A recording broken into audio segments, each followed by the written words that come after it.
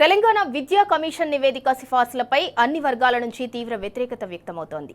Commission సూచనలు, సిఫార్సులను అంతా ముక్తకంఠంతో ఖండిస్తున్నారు. విద్యా కమిషన్ వర్సెస్ ఉపాధ్యాయ సంఘాలు అన్నట్లుగా పరిస్థితి తయారైంది. విద్యా కమిషన్ పేరెత్తితేనే ఉపాధ్యాయ సంఘాలు భగ్గుమంటున్నాయి.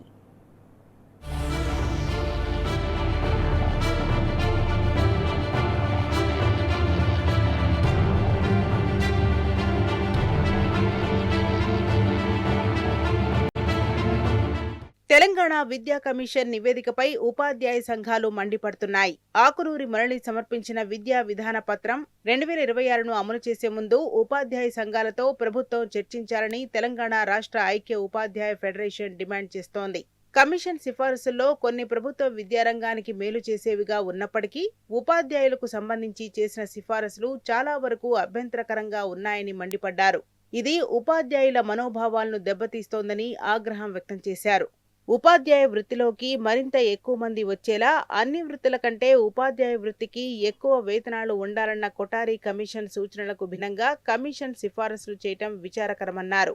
తెలంగాణ రాష్ట్ర ప్రభుత్వం విద్యా కమిషన్ వేయాలని చెప్పి నిర్ణయించుకుంది. ఆకునూరి మురళి గారిని ఐఏఎస్ రిటైర్డ్ వారిని చైర్మన్గా పెట్టి కమిటీ వేసింది. ఆ కమిటీ ఇటీవల రాష్ట్ర ప్రభుత్వానికి ముఖ్యమంత్రి గారికి నివేదికను సమర్పించింది. దాదాపు 12 చాప్టర్లతో కూడిన 357 పేజీలతో నివేదిక ఇచ్చారు. ఆ నివేదికలో అనేక అంశాలు ప్రస్తావించారు. టీఎస్యూటీఎఫ్గా మేము కొన్ని సంవత్సరాలుగా పోరాటాలు చేస్తున్న డిమాండ్స్ కూడా ఆ నివేదికలో కమిషన్ పొందుపరిచింది.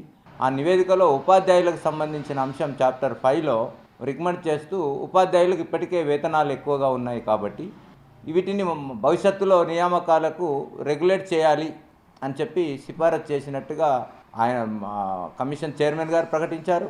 మేము కోరుకున్నది ఒకటే, ప్రభుత్వం విద్యారంగాన్ని బాగు చేయాలనుకుంటే బడ్జెట్ పెట్టడానికి ప్రభుత్వం దగ్గర ఆర్థిక స్తోమత లేదని చెప్పి ఉపాధ్యాయుల వేతనాలను తగ్గించి ఆ ఇన్వెస్ట్మెంట్ను విద్యారంగం డెవలప్మెంట్ కోసం పెట్టుకోవాలని మీరు ఇచ్చే సలహా ఇది ఏమాత్రం సరైనది కాదు.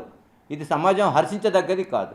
ఉపాధ్యాయుల వేతనాలనేవి ప్రత్యేకంగా ప్రభుత్వాలు ఇచ్చేవి కావని ఉపాధ్యాయ సంఘాలు మండిపడ్డాయి. ఇతర ప్రభుత్వ ఉద్యోగుల వేతనాలు, సౌకర్యాలు, పదోన్నతి అవకాశాలతో పోల్చుకుంటే ఉపాధ్యాయులకు దక్కేవి తక్కువే అన్నారు. టీచర్ల వేతనాలకు ఆర్థిక కోణంలో కాకుండా సామాజిక కోణంలో పరిశీలించాలని డిమాండ్ చేశారు. అలాగే కమిషన్ సిఫారసులో ఉపాధ్యాయుల ఆటోమేటిక్ అడ్వాన్స్మెంట్ రద్దు, ప్రధానోపాధ్యాయులు, ఉపాధ్యాయుల ప్రమోషన్లకు పనితీరును కొలమానంగా తీసుకోవాలనే సిఫారసులు తీవ్ర అభ్యంతరకరమని అన్నారు.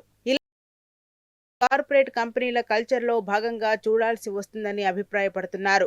తెలంగాణ విద్యా కమిషన్ చైర్మన్ ఆకునూరి మురళి గారు లేకపోతే తెలంగాణ విద్యా కమిషన్ ప్రభుత్వానికి సమర్పించినటువంటి నివేదిక ఉపాధ్యాయ వర్గంలో తీవ్రమైనటువంటి చర్చకి దారితీసింది.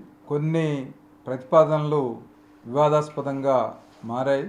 అట్లాగే మొత్తం రిపోర్టుని పరిశీలించినప్పుడు అసలు తెలంగాణ రాష్ట్రంలో కామన్ స్కూల్ విధానం అమలు జరగటానికి, ప్రభుత్వ పాఠశాలల్లో విద్య బలోపేతం కావటానికి, ప్రజలందరికీ నాణ్యమైన విద్య ఉచితంగా అందటానికి అవసరమైనటువంటి ప్రతిపాదనలు మురళి గారి కమిటీ ఇస్తుందని అనుకున్నాం.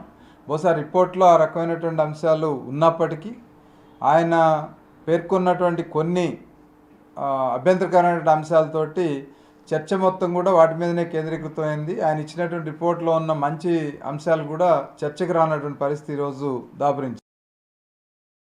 ప్రభుత్వ టీచర్లను కాంట్రాక్ట్ పద్ధతిలోనే నియమించాలని, రెగ్యులర్ నియామకాలు చేపట్టకూడదని కమిషన్ సిఫారసు చేయడంపై ఉపాధ్యాయ సంఘాలు మండిపడ్డాయి. 2 ఏళ్లు ప్రొబేషనరీ, 5 ఏళ్లు కాంట్రాక్ట్ పద్ధతిలోనే టీచర్లను తీసుకోవాలని సర్కార్కు కమిషన్ సూచించింది. ఆ తర్వాత టీచర్గా కొనసాగాలంటే టీచర్ల పనితీరును మదింపు చేసి 5 ఏళ్లు కాంట్రాక్ట్ పద్ధతిలో తీసుకోవాలని పేర్కొన్నది. అయితే కమిషన్ సిఫారసులతో విద్యారంగానికి ఒరిగేదేమీ లేదని, దాని అమలు అనేది ప్రభుత్వాల చిత్తశుద్ధిపై ఆధారపడి ఉంటుందని స్పష్టం చేశారు.